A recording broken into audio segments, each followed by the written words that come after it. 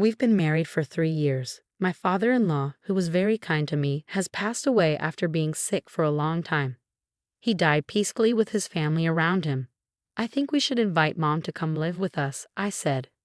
Yeah, that's a good idea. Her legs and back have been giving her trouble. And since I work from home, I can help her a lot, my spouse agreed. So we decided to ask my mother-in-law to come live with us. My spouse told the family about our plan before the funeral. Why are you saying that? You just asked your mom for her savings of $2 million, didn't you? One family member said. Don't worry, we're going to take care of her and live with her, my spouse reassured. That's right. She wouldn't have to worry as much in her current home. Leave it to us, I added. Some of my sisters-in-law, seeming rushed and insistent, agreed to live with her. It's not about the money. You shouldn't think that way. Mom gets to decide, and I respect her choice. I replied to their accusations.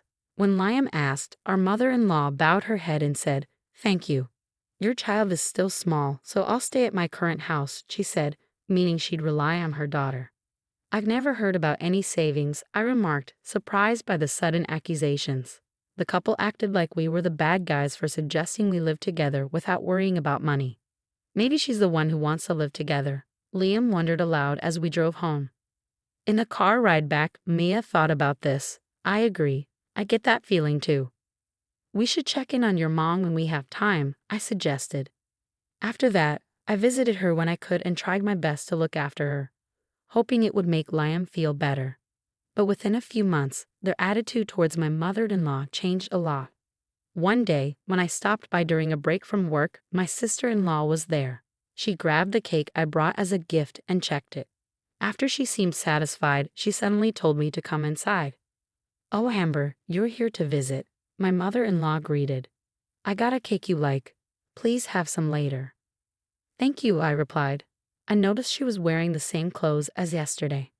If doing laundry is hard for you, I can take it home, wash it and bring it back, I offered. Maybe you're struggling with housework because you're not feeling well physically, I suggested. I'm concerned because only their laundry is usually hung outside, and I'm worried she's losing weight. If she's eating 3 meals a day, this shouldn't be happening. I'm fine, Emma, thank you, my mother-in-law insisted, trying to avoid worry. But, I persisted, you keep coming every day.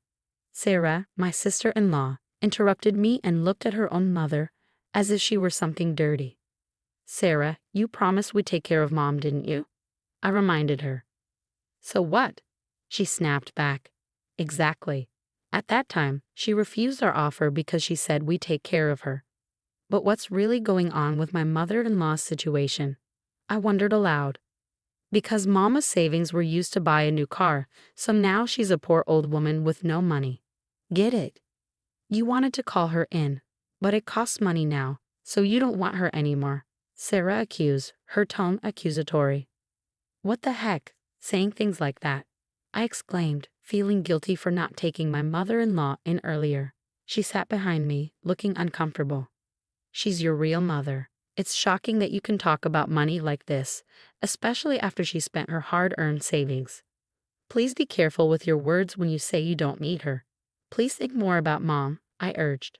You're so annoying, Sarah grumbled, seeming unwilling to have a reasonable conversation. Not wanting to make things more uncomfortable, I called Liam to explain and we decided to bring her to our house starting today. I quickly packed her things, got her into the car, and drove her to our house. My sister-in-law didn't seem to realize how insensitive she was being, and my mother-in-law was surprised by how quickly I acted. After that, our family of 4, including my mother-in-law, began living together. Emma, I'm sorry for being a burden, especially when your child is still young. And you have to take care of me too. My mother-in-law apologized. Why are you apologizing? Don't worry about it, we're family, right? I reassured her with a smile. She had always treated me well, like her own child, even though I came from an orphanage. Living with her made me feel happy and refreshed. I'm happy living with you, and it's my first time raising a child. There are many things I don't know, so I want you to teach me, she said, with a half smile. My husband is also happy with how things are going, and most importantly, my mother-in-law seems to be enjoying living with her grandchild. But despite this happiness, our financial situation as a couple wasn't great. We were cutting back on expenses and just getting by each day.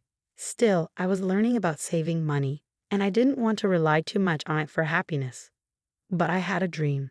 I always wanted to open a cafe, so even when I was a student, I worked part-time at a popular cafe.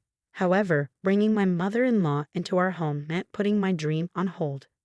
I didn't want to give it up for my family, so I worked hard to save money, continued working from home, took care of my child, and managed daily household tasks. One day, about 6 months after my mother-in-law moved in, she called me in a serious tone. "Eva, please come here," she said. "Yes, what is it?" I asked as I approached. She handed me a thick envelope. "This is for your living expenses. Take it without saying anything." When I checked inside, I saw bundles of $100 bills. I was surprised. Wow, is this money? I've always been good at saving. I have a habit of keeping bundles of bills, she explained calmly. I couldn't believe it as I counted. There were several $1,000s. Indeed, when I counted, it was exactly $7,000, she confirmed with a smile. "I can't accept this much," I protested, trying to refuse, but she stopped me. "I'm sorry for testing you. I was planning to see how you manage finances for a year, but I don't need to worry anymore. By giving you more money for living expenses, I made you stick to strict saving habits. I didn't want to burden you anymore. Please accept it.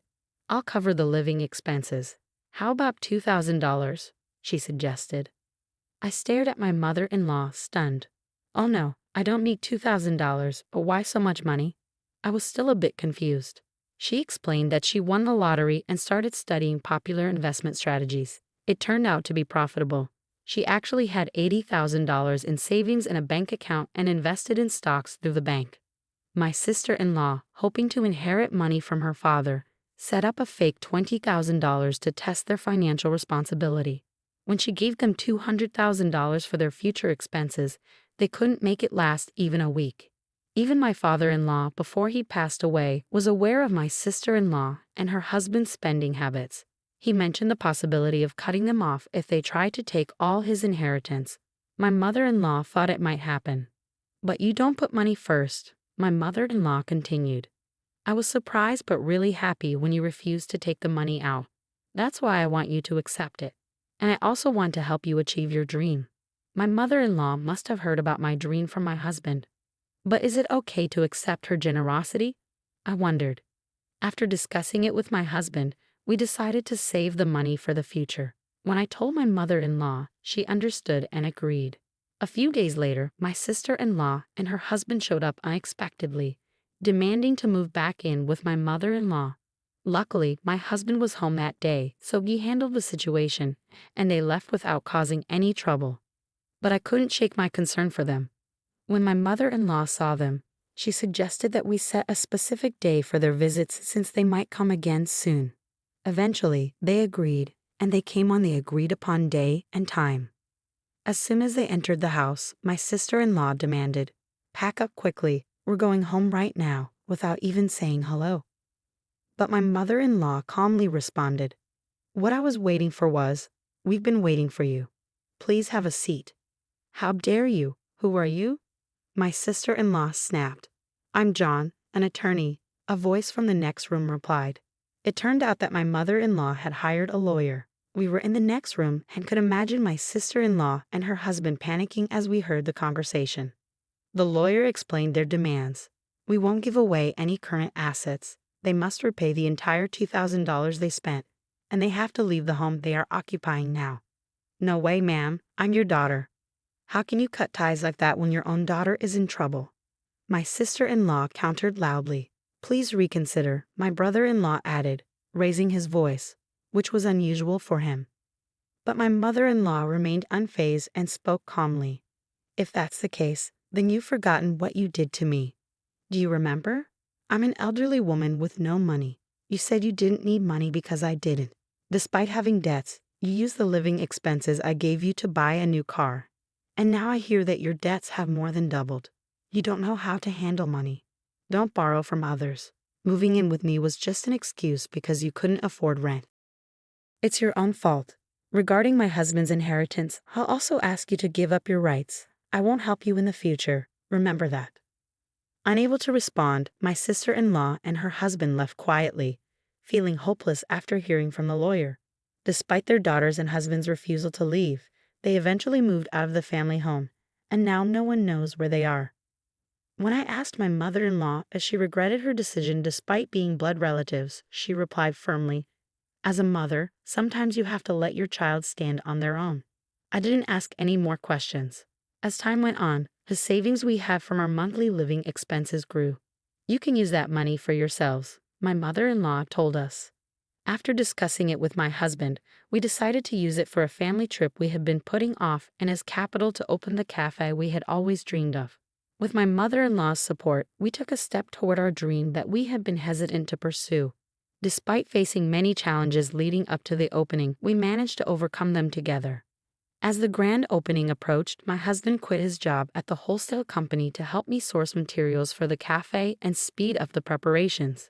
We renovated the family home where my mother-in-law and father-in-law used to live, turning it into the cafe. It was important to my husband to preserve the atmosphere of the building as a place of cherished memories for my in-laws. Although it took time to prepare, the cafe quickly became a beloved spot in the community, offering people a place to relax. I was surprised when my sister-in-law and her husband visited the cafe once, but they seemed much more humble than before. It looked like they had truly changed. "Looks like those two still have some learning to do," my husband remarked with a sigh. Tears of joy filled my mother-in-law's eyes as the family home transformed into a cafe, preserving the memories she had with my father-in-law. She became more active in her rehabilitation, addressing her previously ailing legs and hips. When she felt confident in her physical condition, she put on the same apron as us and stood behind the counter, looking vibrant and alive. It felt as if my father-in-law, watching from the border of a photo, was smiling down at her.